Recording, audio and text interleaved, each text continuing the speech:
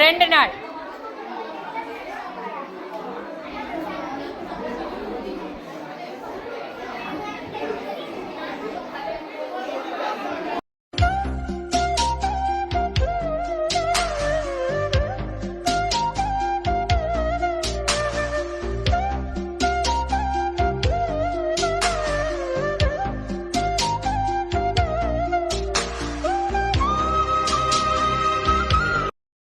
பாலு ரவிட்டு 2 பேரும் ஃப்ரெண்ட்ஸ் இருந்தாங்க.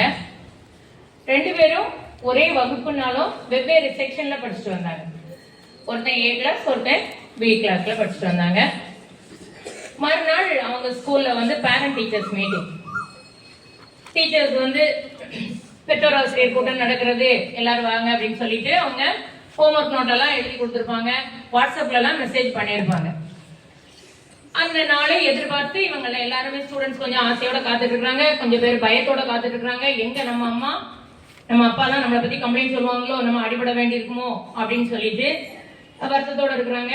சில டீச்சர் நம்மளை கம்ப்ளைண்ட் பண்ணுவாங்களோ அப்படிங்கிற வருத்தத்தோட இருக்காங்க. சிலர் நம்ம நல்ல ரேங்க் வாங்கியிருக்கோம், டீச்சர் நம்மளை பாராட்டுவாங்க அப்படின்னு சந்தோஷத்தோட இருக்கிறாங்க.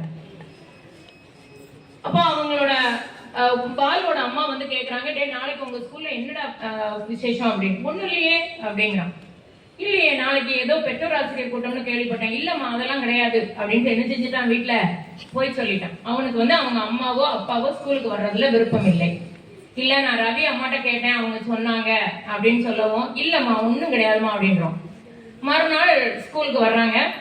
அப்போ ரவி கேட்பான், உங்க அம்மா வருவாங்களா, அவங்க அம்மா அப்பா எல்லாம் யாராவது வருவாங்களா? எங்க அம்மா அப்பா வருவாங்க அப்படின்னு சொல்றோம். இல்ல இல்ல அதெல்லாம் அம்மா எல்லாம் எதுக்கு, அதெல்லாம் ஒண்ணு வேண்டாம், நான் வர வேண்டாம்னு சொல்லிட்டேன் அப்படின்னு சொல்லுவோம். நான் கூட்டத்தை பத்தியே சொல்லல, பெற்றோர் ஆசிரியர் கூட்டம் நடக்குதுங்கிறத பத்தியே சொல்லல அப்படிமா. ஏன்டா சொல்லல? அந்த கூட்டம் நடக்கிறதுனாலதான் நம்முடைய முன்னேற்றம் எப்படி இருக்குதுங்கிறத நமக்கு பெற்றோர்கள் ஆசிரியர்கிட்ட நேரடியாக பேசி தெரிந்து கொள்வார்கள் இல்லையா? அதே மாதிரி நம்ம எப்படி படிக்கணுங்கிற சில அறிவுரைகளையும் நம்முடைய ஆசிரியர்கள் நம்ம பெற்றோர்கிட்ட சொல்லுவாங்க. நம்முடைய சாப்பாடு விஷயம் முதற்கொண்டு, எது நல்ல ஹெல்த்தி ஃபுட், எதை சாப்பிடணும் எதை சாப்பிடக்கூடாது முதற்கொண்டு நம்முடைய ஆசிரியர்கள் சொல்லுவாங்க. நம்ம நல்லதுக்கு தானே சொல்றாங்க, இந்த மாதிரி மீட்டிங்க்கு நம்ம அம்மா அப்பா வர்றது நல்லது தானே அப்படின்னு ரவி கேட்கிறான். அதுக்கு பாலு சொல்லுவான், நமது வகுப்புல அவனோட அப்பா வந்து என்ஜினியரா இருக்கிறாரு, இவனோட அப்பா வந்து லாயரா இருக்கிறாரு, இப்படி ஒவ்வொருத்தருடைய அப்பாவும் நல்ல பதவியில இருக்கிறாங்க. நம்முடைய அம்மா அப்பா எப்படி இருக்காங்கன்னு நம்ம எப்படி வெளியில சொல்ல முடியுமா? அதுக்காக தான் நான் வர சொல்லல அப்படின்னு சொல்லுவேன். உடனே ரவிக்கு ரொம்ப வருத்தமா போச்சு. ரவி சொல்லுவான், பாலு நீ நினைக்கிறது தப்புடா. பெரிய என்ஜினியராகவும் வக்கீலாவும் இருந்தா மட்டும்தான் அவங்க வெளியில வந்து கூட்டத்துல கலந்து ஆசிரியர்கிட்ட பேசணும் அப்படிங்கிறது இல்ல. இனி சொல்ல போனா அவங்கள விட நீ தான் ரொம்ப பெருமையோட இருக்கணும். எப்படி அப்படின்னு அவன் கேட்பான். நம்முடைய அம்மா அப்பா கூலி வேலை பார்த்துட்டே நம்மள வந்து இந்த அளவுக்கு நல்லா படிக்க வச்சிருக்கிறாங்க. நம்முடைய வகுப்புல வக்கீல்களோட பிள்ளைங்க, பொறியாளருடைய பிள்ளைங்க, பெரிய பெரிய படிப்பு படித்தவர்களுடைய குழந்தைகள் எல்லாம் படித்தாலும் கூட ஃபர்ஸ்ட் ரேங்க் எடுக்கிறது யாரு? உன்னுடைய வகுப்புல நீ எடுக்கிற, என்னுடைய வகுப்புல நான் எடுக்கிறேன். இதுக்கெல்லாம் காரணம் யாரு? நம்ம அம்மா அப்பா தான். அவங்க கஷ்டப்பட்டு உழைச்சி நம்மளை படிக்க வைக்க போய் தான் நம்ம இந்த அளவுக்கு இருக்க முடியுது. நீ அதனால அம்மா அப்பா கூலி வேலை பாக்குறாங்கன்னு சொல்லிட்டு வெக்கப்பட்டு அவமானப்படுறதுக்கு எதுவுமே கிடையாது. அப்படி இருக்காத, நீ பெருமையோட இருக்கணும். இவ்வளவு கஷ்டத்துலயும் என்ன படிக்க வச்சிருக்காங்களேன்னு நீ பெருமையோட இருக்கணும்பா அப்படின்னு சொன்ன உடனே அவன் அழுதுடும். பாலு அழுதுட்டு, நான் இப்ப உடனே போய் எங்க அப்பா அம்மாவை கூட்டிட்டு வரேன் அப்படின்னு சொல்லவும், வேண்டாம் வேண்டாம் நானே உங்க அம்மாட்ட சொல்லிட்டேன், வாங்கன்னு சொல்லிட்டேன், கண்டிப்பா வருவாங்க அப்படின்னு அவன் சொல்லுவான். அன்னைக்கு பெற்றோர் ஆசிரியர் கூட்டத்துக்கு முதல்ல அவங்க அம்மா வந்திருந்தாங்க. அவன் பாலுவுக்கு அவ்வளவு சந்தோஷம். அவனை குறித்து அவன் ரொம்ப பெருமைப்பட்டான். அவங்க அம்மாவும் அவனை குறித்து என்ன செஞ்சாங்க, ஆசிரியர் பாராட்டும் பொழுது பெருமைப்பட்டார்கள். இந்த எப்படி பெற்றோர் ஆசிரியர் கூட்டத்துல நல்லா படிக்கிற பிள்ளைங்களா பாராட்டுவாங்க, உங்களுக்கு என்ன உங்க பையன் நல்லா படிக்கிறான் அப்படின்னு சொல்லுவாங்க இல்லையா? அவன் ரொம்ப சந்தோஷப்பட்டான். நம்ம எப்படி இருக்கிறோம் யோசிச்சு பாருங்க. நம்ம பெற்றோர் ஆசிரியர் கூட்டம் நடக்கும் பொழுது நம்முடைய அம்மா அப்பாட்ட போய் விஷயத்தை சொல்றோமா, அவங்கள வர சொல்றோமா, பெருமையோடு இருக்கிறோமா, சந்தோஷமா இருக்கிறோமா, அல்லது அம்மா அப்பாட்ட சொல்லாம மறைக்கிறோமா அப்படிங்கறத நீங்க யோசித்து பார்க்கணும். சரியா? பெற்றோர் ஆசிரியர் கூட்டங்கள் எதுக்காக? உங்களை பண்படுத்துவதற்காக, பக்குவப்படுத்துவதற்காக, உங்களுடைய கல்வி வந்து மேலும் மேலும் உயர்வதற்காக. அதை நீங்க போய் சொல்லி நீங்க வர சொன்னா மட்டும்தான் என்ன செய்ய முடியும், உங்களிடம் என்ன ஃபால்ட் இருக்குது அப்படிங்கறத கண்டுபிடிக்க முடியும்.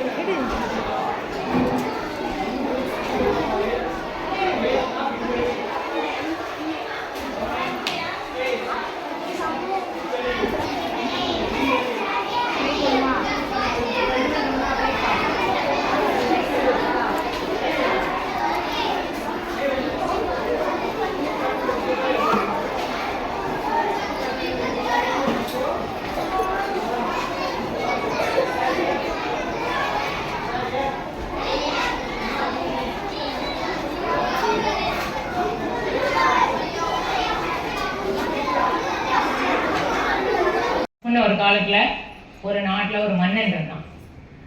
அவனுக்கு நல்ல மன்னன் தான், ஆனா கொஞ்சம் தனக்கு தான் எல்லாம் தெரியும் அப்படிங்கிற ஒரு செருக்கு உண்டு, கர்வம் உண்டு. ஒரு நாள் அவனுடைய அமைச்சரவையில நம்ம நாட்டுல மிகச்சிறந்த அறிவாளியா அப்படின்னு கேட்கிறான். அவன் என்ன நினைச்சிட்டான், தன்னை எல்லாரும் சொல்லுவாங்கன்னு நினைச்சிட்டான்.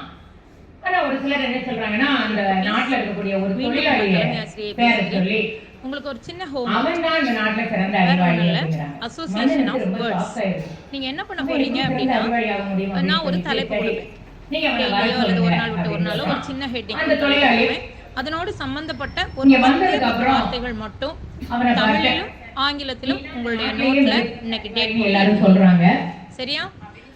இப்போ ஃபார் எக்ஸாம்பிள் வச்சுக்கோங்களேன், ஸ்கூலோட தொடர்புடைய வார்த்தைகள், school, teachers, students, bench, chair, blackboard, laboratory, library, toilet, fan, அப்படிலாம் சொல்லுவோம் இல்லையா?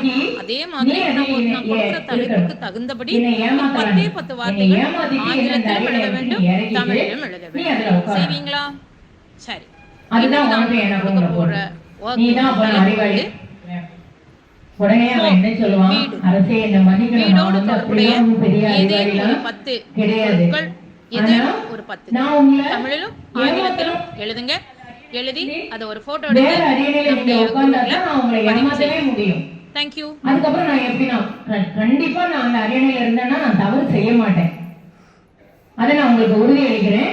நீங்க வேற எதுல உட்கார்ந்தா தான் நான் உங்களை ஏமாத்தவே அரசர் என்ன பண்ணிட்டாரு, டப்புனு இறங்கி வேற அரியணை அவர் நினைச்சுக்கிட்டாரு இனிமே தான் நம்மள இனிமேதான் ஏமாத்தவே போறோம்னு நினைச்சிட்டாரு.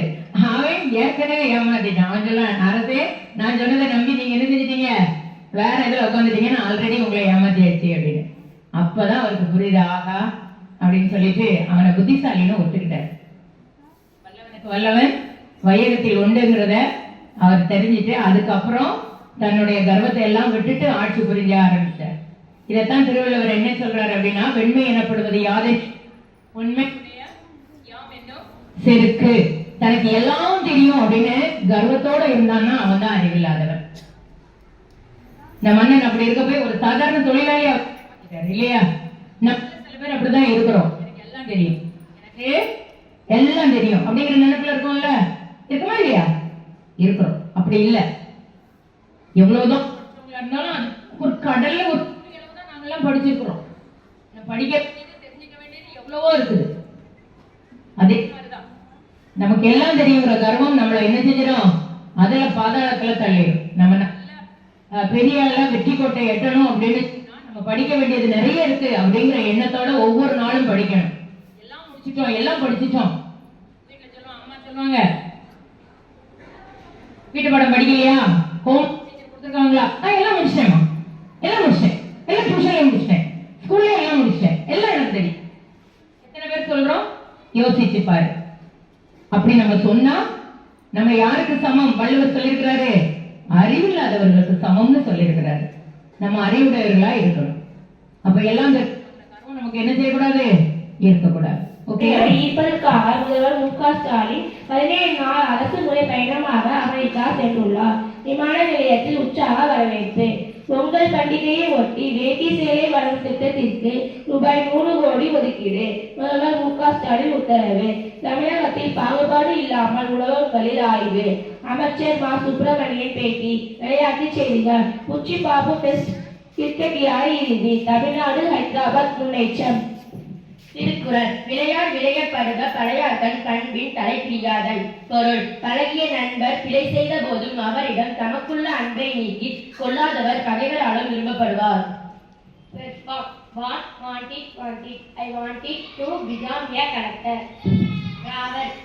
பழமொழி. Blue are the hills that are far away. அக்கறைக்கு இக்கரைக்கு அக்கறை பச்சை. எலுமிச்சை சாறுடன் கோதுமை மாவு சேர்த்து தடவி வர வியர்க்கும் குணமடையும். புதறிவு. How many continents are there in the world? There are 7 continents in the world. உலகில் எத்தனை கண்டங்கள் உள்ளன? உலகில் 7 கண்டங்கள் உள்ளன. பொன்மொழி. நன்றி மறவாத குணம் பண்புகளில் உயர்வானது.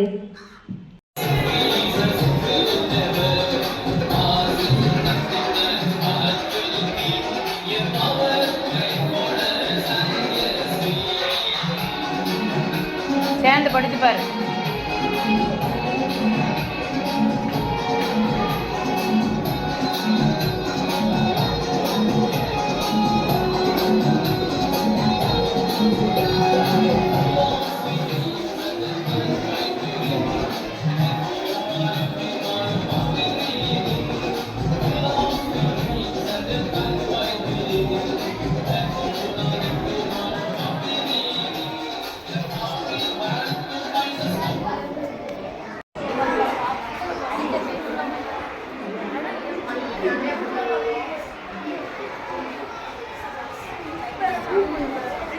இருக்கட்டும், நீ பண்ணு என் கையாடு. நீ டீச்சர் தெரியுத மாதிரி பண்ணல, யாருமே இப்படி இருக்கு.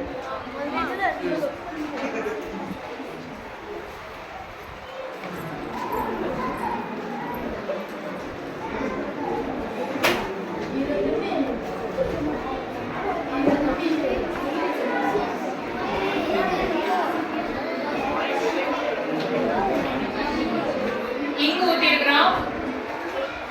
நான் கலக்கல, ஏதாவது ஸ்டிர் பண்ணனா கண்ணாடி குச்சி வச்சு கலக்கனா, ஆனா அது என்ன ஆகுது பாரு, அந்த இங்க் துகள்கள் என்ன ஆகுது பாரு, தானே தண்ணி மூலக்கூறுகள்ல போய் அங்க போய் என்ன செய்யுது, அதோட கலக்குது. அதோட என்ன செய்யுது, கலக்குது. இதுக்கு என்ன பேரு, விரவல் என்று பெயர். என்ன பெயர், விரவல். விரவல் பத்தி அப்ப நேரம் அப்படி இருந்ததோட பெண்ண ஆயிட்டு பாரு, நேரம் ஆவாக எல்லா இடத்துக்கும் போகுது.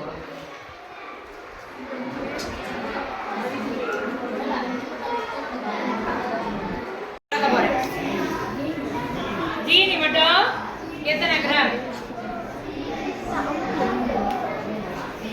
பேப்பரோட சேர்த்து 15 கிராம். எத்தனை கிராம், 15 கிராம் பேப்பரோட சேர்த்து.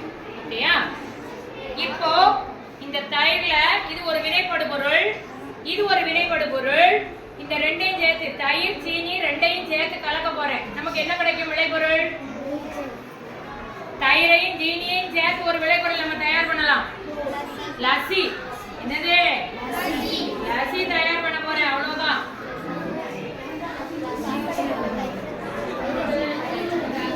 இப்போ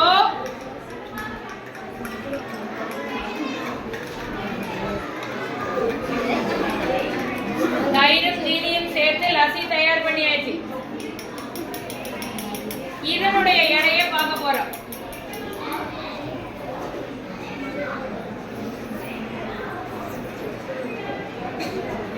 பாரு எவ்வளவு இருக்குன்னு பாரு. 200, நீங்க வந்து பார்க்க வேண்டாம், நான் அவன் எடுப்பா, நான் சொல்றேன். 294 இருக்கு. 294 வந்து ஒரு புறமாக மட்டுமே திறக்க உதவுகிறதோ அதே மாதிரி இருக்கக்கூடிய மூட்டை கீழ் மூட்டை. இத பாத்தீங்கன்னா இங்க பாரு, இந்த பக்கத்துல ஒரு குழி போன்ற ஒரு பகுதி, இதுல ஒரு குடுக்கு போன்ற ஒரு இடம் இருக்கும். இதுல என்ன செய்யலாம், அப்படி புடிச்சு நம்ம என்ன செய்யலாம், ஒரு பக்கம் மட்டும் அசைக்கலாம். இந்த பக்கம் இந்த இப்படி அசைக்கிறோம்ல, ஒரு பக்கம் மட்டும் தான் நம்மளால அசைக்க முடியும். இது எப்படி அசைக்க முடியுமா, முடியாது. ஒரு பக்கம் நம்ம அசைக்க சொல்லலாம். இது என்ன மூட்டை,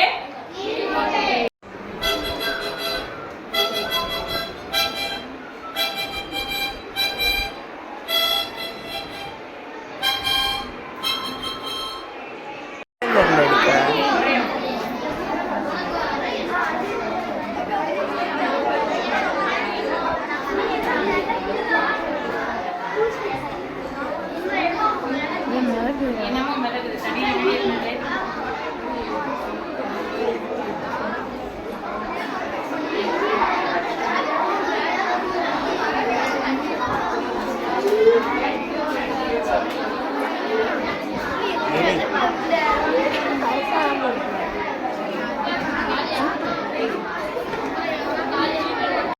தெரியுதா, தெரியுதா, என்ன கலர் என்ன கலரா மாறி இருக்கு, நீல கலர், ப்ளூ கலர், ரெட்டா மாறி இருக்கு. காரணம் என்ன, இந்த புளியில என்ன இருக்கு, அமிலம் இருக்கு. டார்டாரிக் அமிலம் இருக்குது. அமிலங்கள் நீல லிட்மஸ் பேப்பரை சிவப்பு லிட்மஸ் ஆக மாற்றும். மாறிக்கா, மாறலையா, காரம் ஒரு சொட்டு தான் ஊத்துனேன். இப்போ அது இந்த நிறத்தை தருதுன்னு பாத்துக்கோ. காரத்துல பினாப்தலின் இந்த நிறத்தை கொடுக்குது. இப்போ அமிலத்தை அதுல ஒரு சொட்டு ஊத்த போறேன்.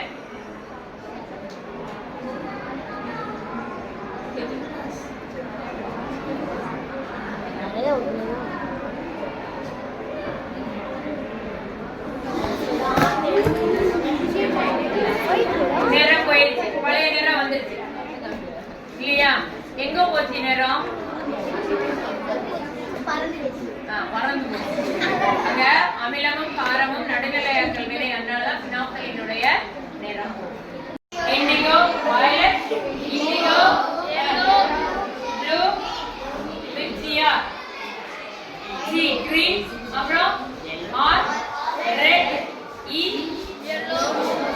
ஈயா ஒய்யா yellow, orange, red, கடைசில தான் red. விப்சியா, GG white, சரிதானா? violet, indigo, blue, yellow, orange, இதுல அலைநீளத்தை பத்தி படிச்சிருக்கீங்க. எது முதல்ல இருக்கும், மேல இருக்கும், கீழே இருக்கும் பாக்கலாம். சரி, இப்போ இதுதான் 7 நிறங்களும் வெள்ளை, 7 நிறங்களும் சேர்ந்ததுதான் வெள்ளை நம்ம நிரூபிக்க போறோம். ஓகேயா? இப்ப இதை சேர்ந்து சுத்தும் போது என்ன, எல்லா பெஞ்சிலுமே சுத்துவேன், யாரும் எட்டி பார்க்க வேண்டாம். பக்கத்துல வந்து உங்களுக்கு என்ன கலர் தெரியுதுன்னு சொல்லலாம். நிறைய கலர் தானே தெரியுது.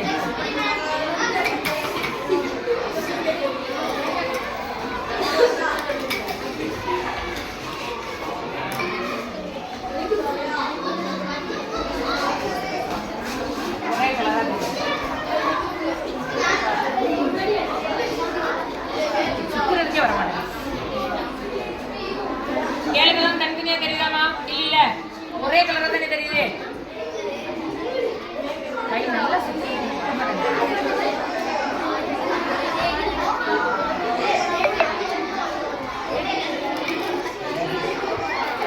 பம்பரம் சுத்துற மாதிரி சுத்தேம்மா.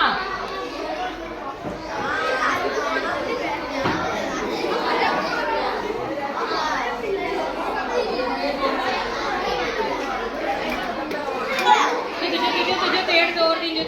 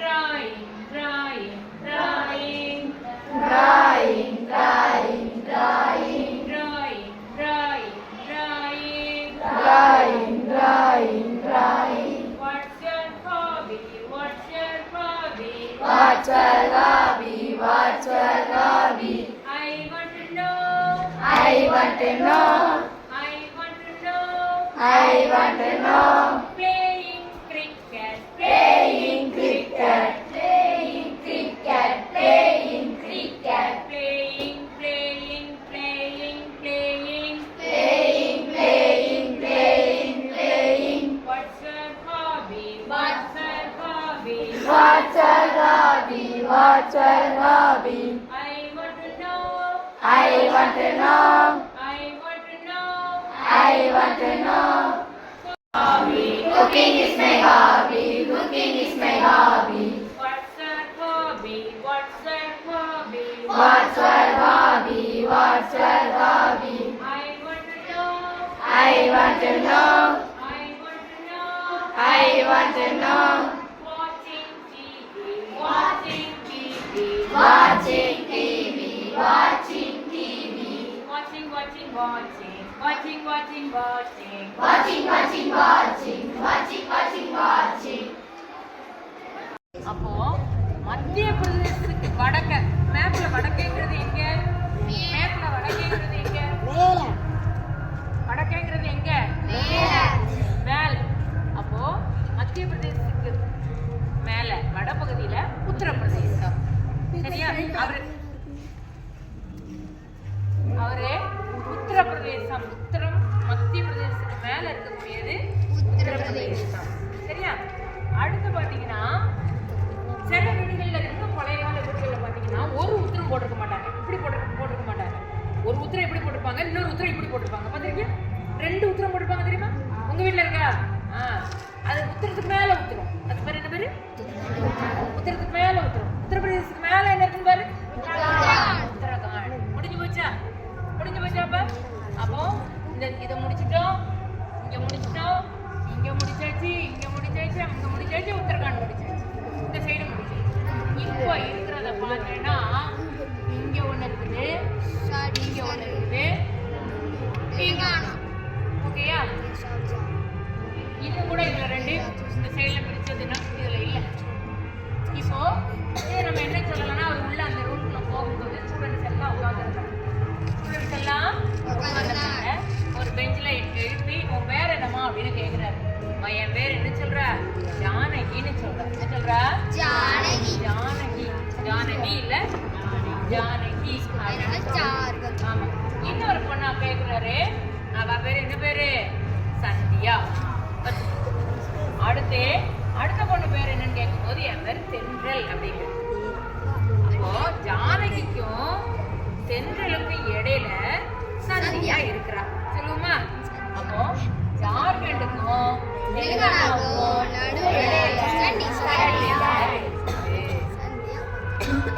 சொல்லலாமா? ஓகேயா? இப்போ இந்த மேப் வந்து பழைய மேப். இதுக்கப்புறம் வந்து என்ன பிரிச்சாங்க? மாநிலங்கள் கொஞ்சம் பிரிச்சிருக்கிறாங்க. அது உனக்கு தெரியும். உனக்கு ஒரு ஹோம்ஒர்க். என்ன ஹோம்ஒர்க் அப்படின்னு சொன்னா, இப்போ டீச்சர் எவ்வளவு சிம்பிளா சொல்லிட்டு இருந்தேன், எவ்வளவு ஈஸியா புரிஞ்சது. இன்னும் நான் அந்த 7 சிஸ்டர்ஸை நான் அடுத்த கிளாஸ்ல பார்க்கலாம். இப்போ இதெல்லாம் நான் புதுசா சில மாநிலங்கள் சேர்ந்திருக்குன்னு நான் சொன்னேன் இல்லையா? அது நீதான் எந்தெந்த மாநிலங்கள் எப்படி சொல்லலாம் இதே மாதிரி. சரிதானாமா? இப்போ ஞாபகம் இருக்கா? தமிழ்நாடு, ஆந்திரா, ஒரிசா, வங்காளம், பீகார்.